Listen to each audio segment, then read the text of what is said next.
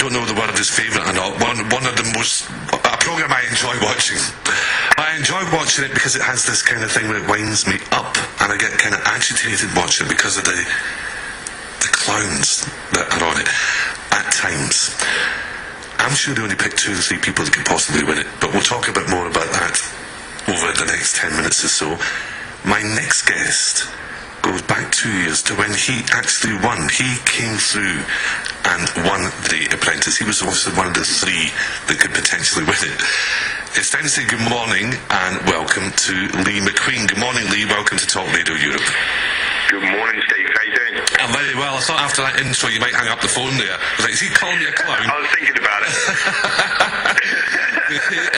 No, listen, very quickly, before we go on to talk about what you're doing just now, the point I made there, I'm sure they pick 2 or 3 people that could potentially win it and then surround the others. Like, you were obviously one of those 3, and surround people like you with a bunch of idiots. Yeah, it's interesting actually because the first 2, 3, 4 weeks or so, everybody's vying for position. It's no different this year to when it was when I was in it as well. Everyone's trying to vie for position. They think that the best way to progress in front of Lord Sugar is to kind of backstab people and just argue, which is completely ridiculous. Anyone that knows anything about business is that you need to get on with people and build relationships, not backstab people. So it is interesting. I think the Apprentice always gets more knowledgeable and more business-like, as it were, kind of week 5, week 6, and moving on from there. When we've seen the dust settle a little bit from the kind of carnage, as it were, for all the 16 candidates vying for their ego. So I think that over the next couple of weeks you'll see it settle down a little bit, I think. Okay, and the true talent come to the fore, will they?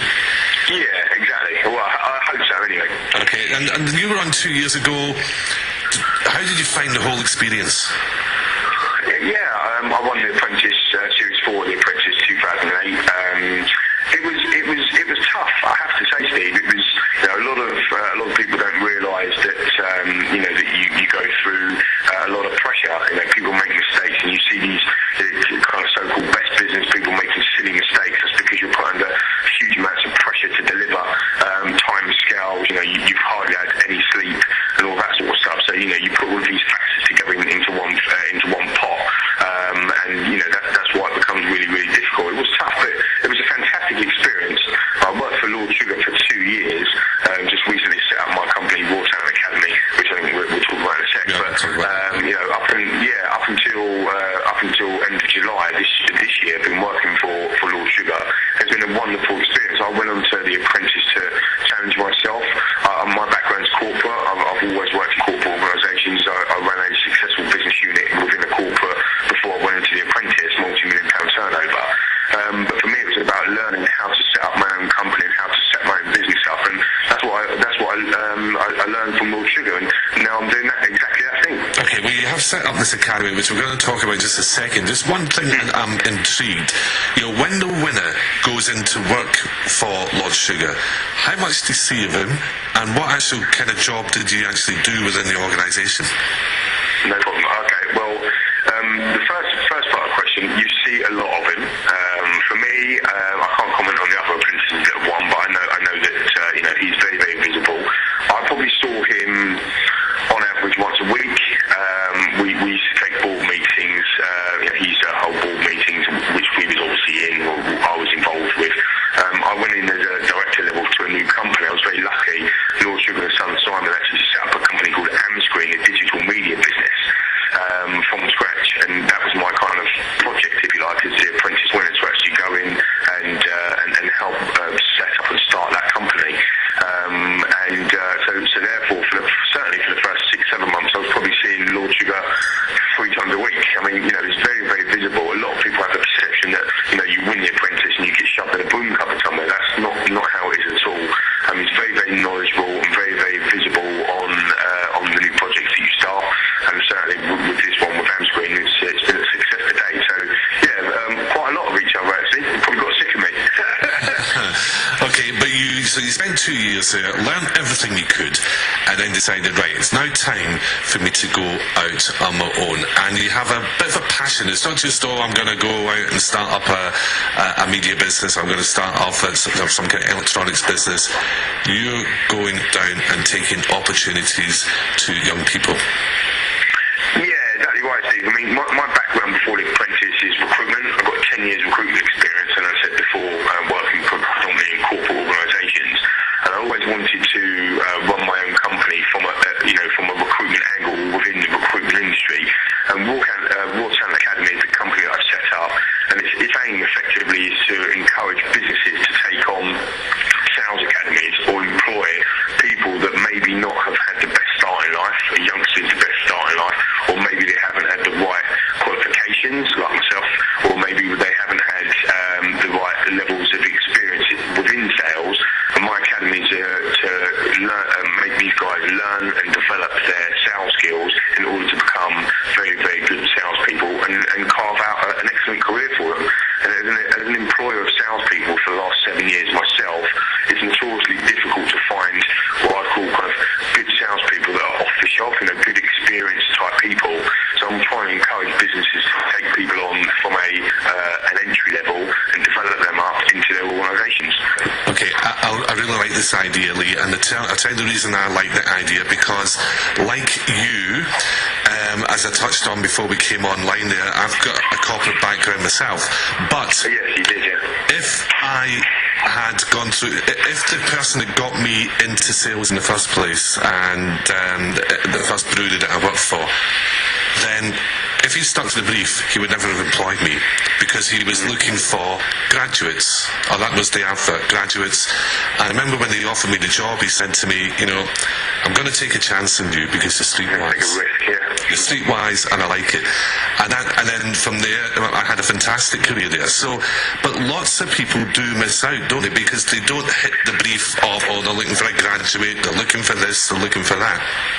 Yeah, I think in a way it's strange, because a lot of people will kind of have the perception, the stigma, as it were, that they have to take on a certain person at a certain academic level, or they have to take on a person, have a first in a degree, a first degree honours. But the thing is, that's not actually the case, and certainly within a sales-based environment, a lot of people now should be looking at personality and understanding what these people can actually deliver for their business, rather than just looking at what they've got on a piece of paper.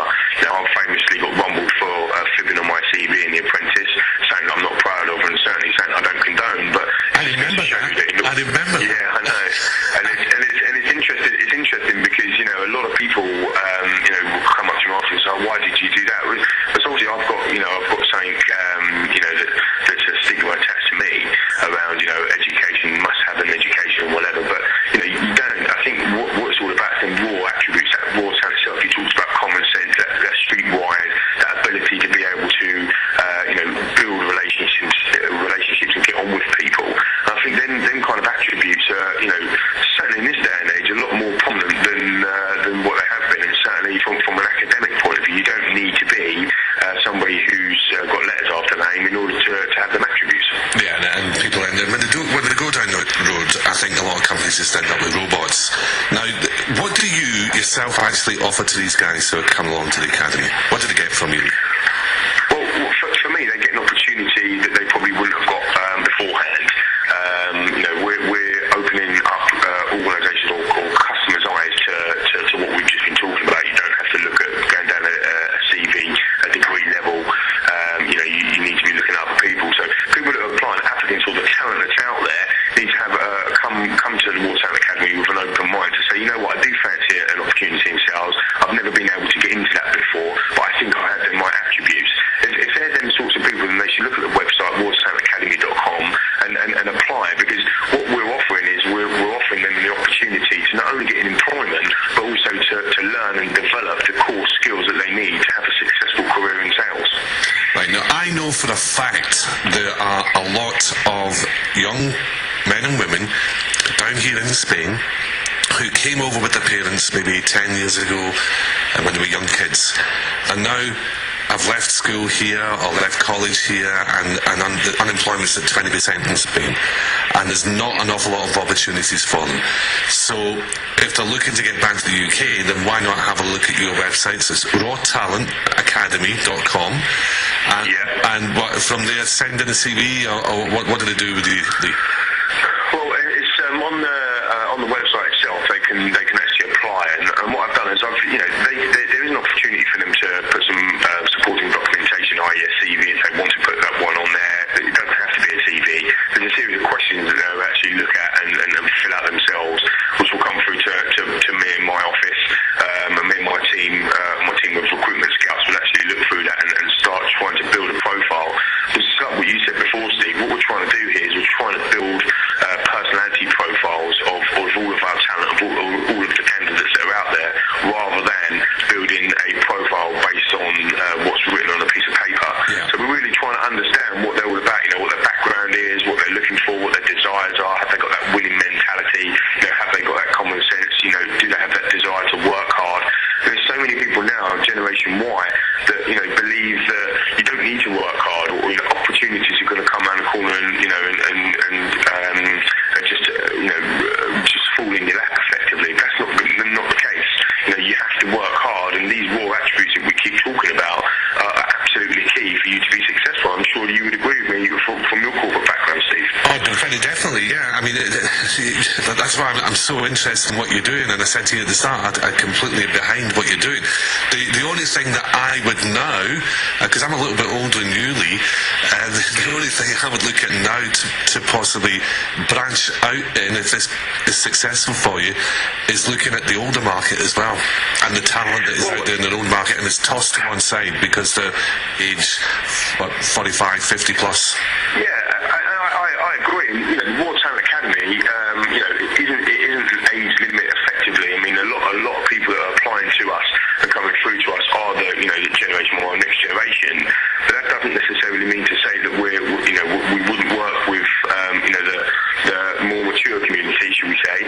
I'm 33 years old. I would still want people to come through the academy that are that age. Maybe they've worked in an organisation for 10, 15, 20 years or so, and they want a career change. Yeah. So they're still looking at entry-level sales, and they still want to have that learn and development of a sales opportunity, but they're changing careers. I'd still welcome them sorts of people to come have a look, and at the end of the day, let's have a chat. I mean, I think we live now in a world of technology and communications through social media and Twitter and Facebook, and which is fantastic, and it's great tools to have.